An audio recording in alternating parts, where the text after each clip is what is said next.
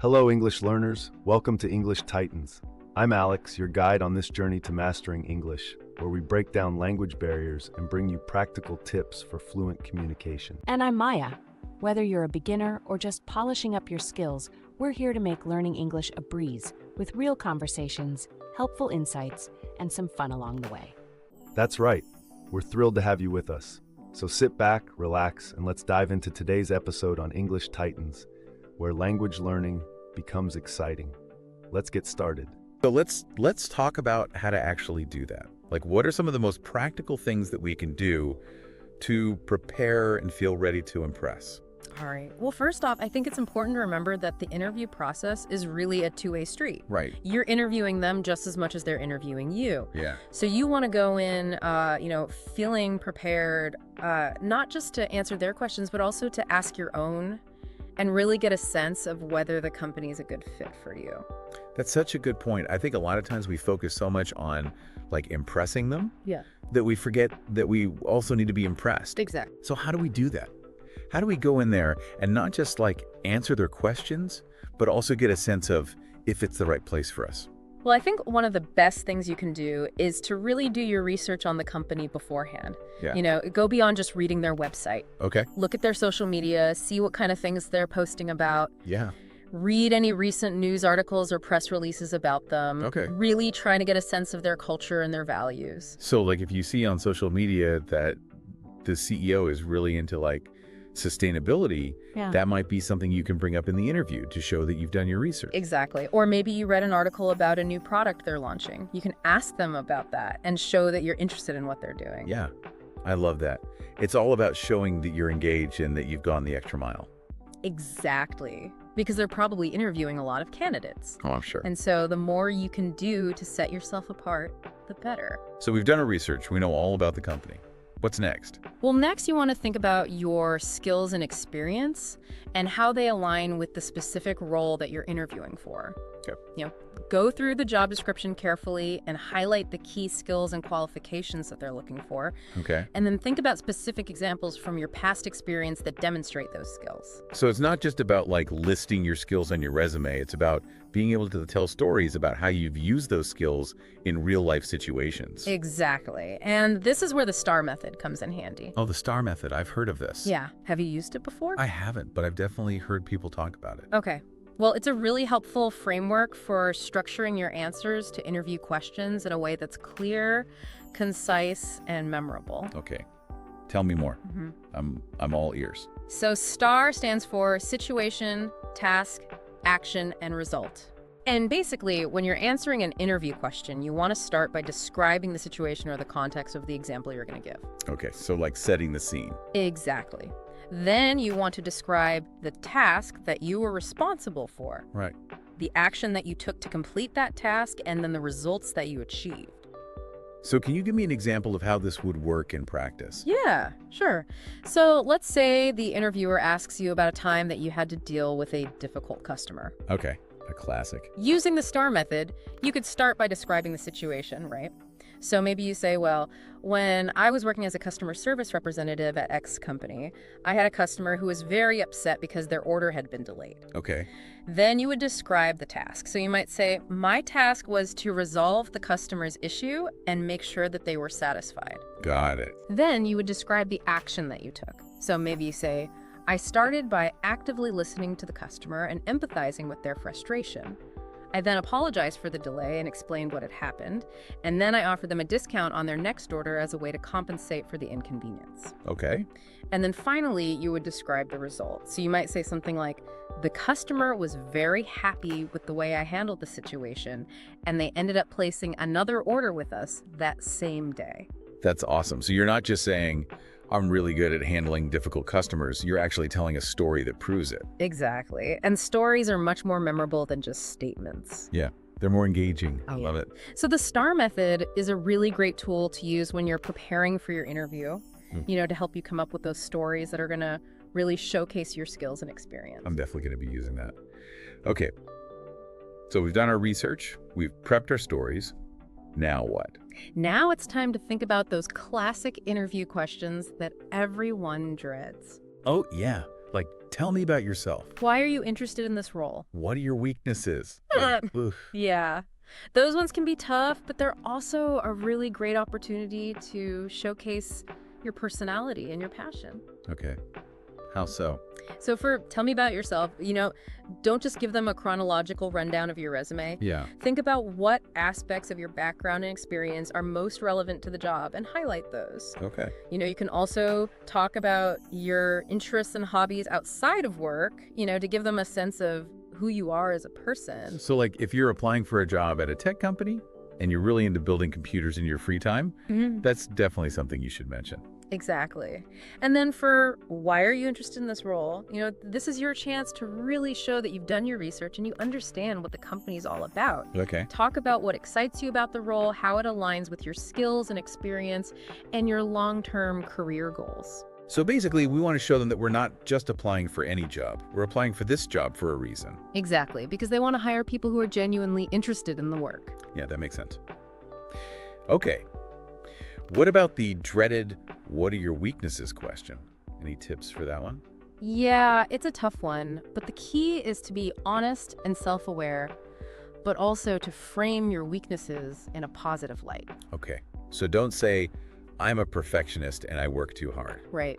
Instead, you might say something like, sometimes I can get so focused on the details that I lose sight of the bigger picture, so I'm working on delegating tasks more effectively and trusting my team members to do their jobs. I love that. It shows that you're self-aware and you're actively working on improving yourself. Exactly. And it shows that you're willing to learn and grow.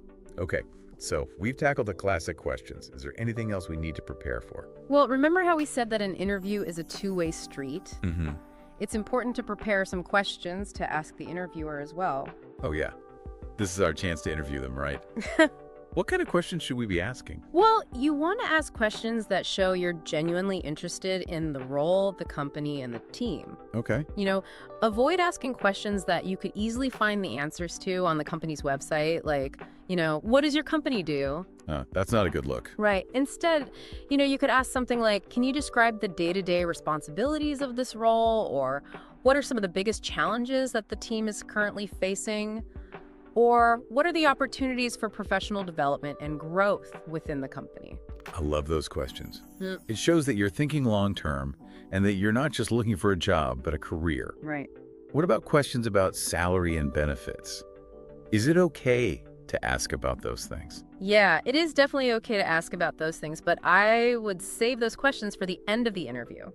Once you've had a chance to really learn about the role and the company and you've made a good impression. So it's not like the first thing out of our mouths when we walk in the door. No, not exactly. Yeah. Focus on the opportunity first, then worry about the finer details. Makes sense. Okay, so we've covered research, skills, questions, anything else we need to know before we walk into that interview room. Well, let's not forget about the logistics. First impressions matter. So you want to make sure that you're presenting yourself professionally. Right. That makes sense. So what does that actually look like? Well, for starters, dress appropriately for the role and the company culture.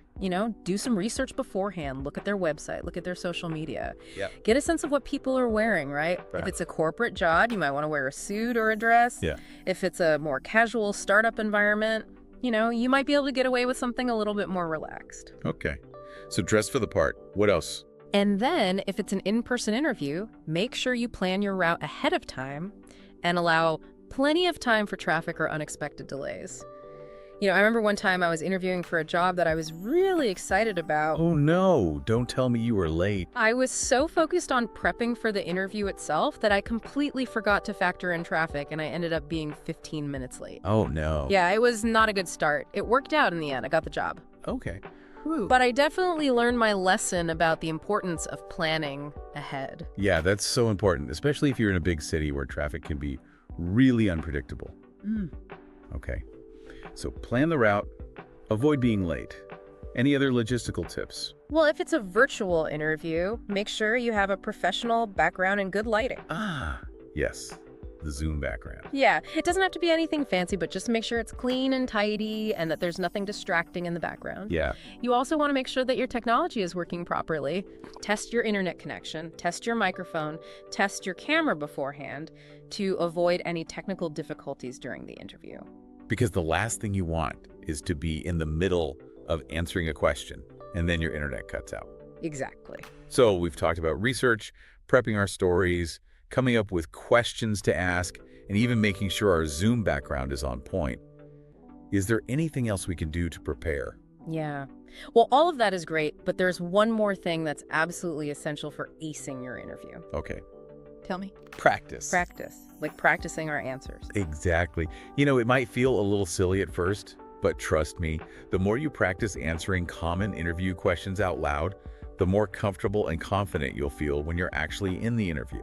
So, like, record yourself answering questions and then play it back. Exactly. You know, you can also do mock interviews with a friend or family member or a career counselor. Yeah, that's a great idea. Get feedback on your answers, Yeah. your body language, your overall presentation. It's like rehearsing for a play, right? Yeah. The more you rehearse, the better you'll perform on opening night. Exactly. Because the more you practice, the less nervous you'll be and the more confident you'll come across.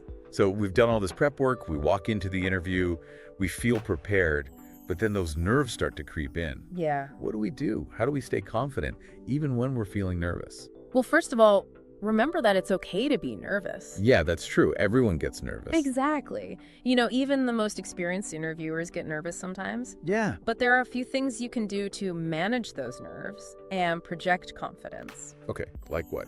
So one thing is to focus on your breathing. You know, take some deep breaths before the interview to calm your nerves. Okay. You can also try some positive self-talk. You know, remind yourself of your strengths and your accomplishments. Yeah, like I've got this. Exactly. And visualize yourself succeeding in the interview. And then, once you're in the interview, remember to make eye contact with the interviewer, smile, and sit up straight. You know, all those things will help you to project confidence and make a good impression. Those are all such good tips. Okay, so we've made it through the interview. We feel good about how it went. What's the final step? Well, don't forget to follow up with a thank you note. Ah, yes.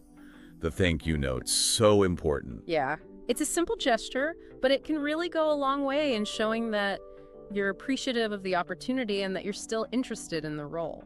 So what should we include in the thank you note? You know, keep it brief and professional. Okay, Thank the interviewer for their time and for the opportunity to learn more about the role. right. You can also reiterate your interest in the position and highlight one or two things that you particularly enjoyed discussing during the interview. I love that. Like, I really enjoyed hearing about your company's commitment to sustainability. Exactly.